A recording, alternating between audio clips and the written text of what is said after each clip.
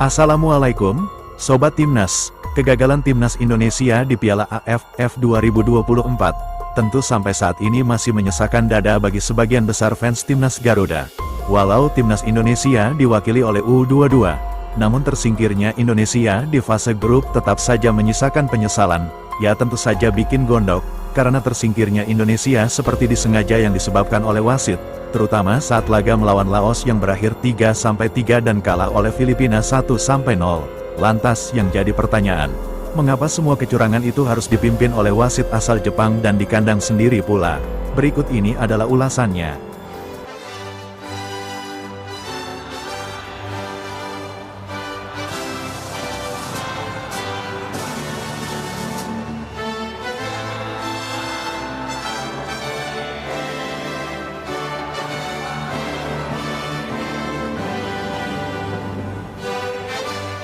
Banyak kalangan yang menyebut bahwa AFF tak setuju jika Timnas Indonesia lolos ke semifinal di Piala AFF 2024 ini.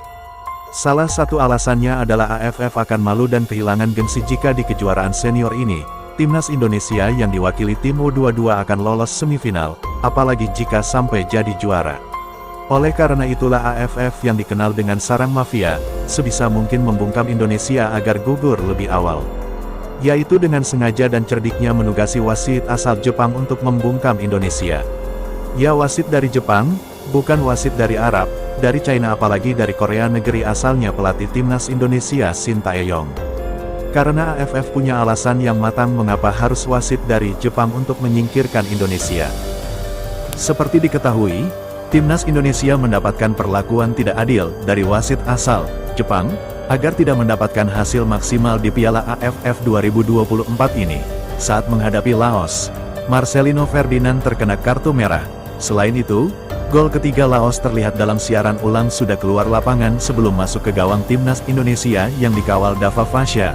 Kemudian saat menghadapi Filipina, wasit Jepang ini memberi kartu merah kepada Kapten Timnas Indonesia, Muhammad Ferreri, yang dianggap menyikut wajah Kapten Filipina, Amani Aguinaldo.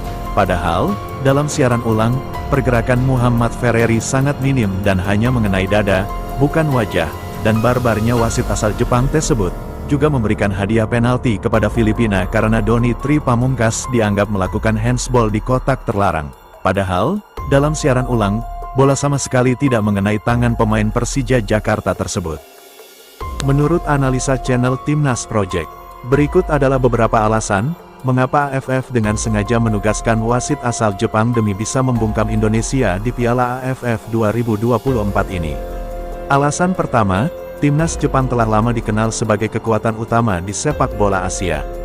Keberhasilan mereka meraih 4 gelar Piala Asia menjadikan Jepang sebagai tim paling dominan di benua ini, melampaui Iran dan Arab Saudi yang masing-masing meraih 3 gelar.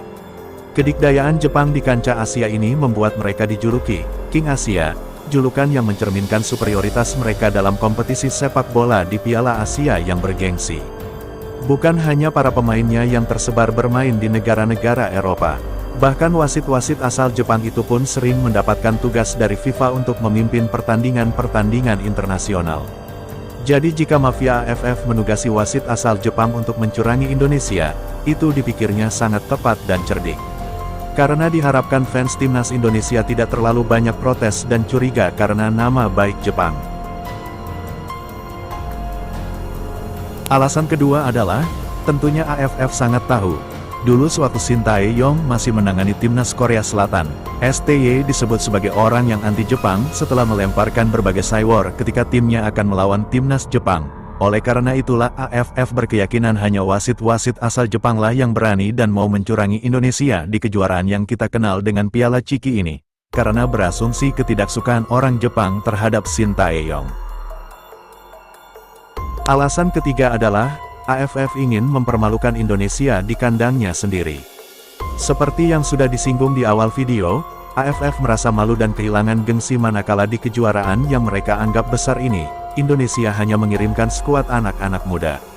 Maka itulah kecurangan yang dilakukan wasit terjadi, manakala Indonesia bermain di kandang sendiri, saat lawan Laos dan Filipina.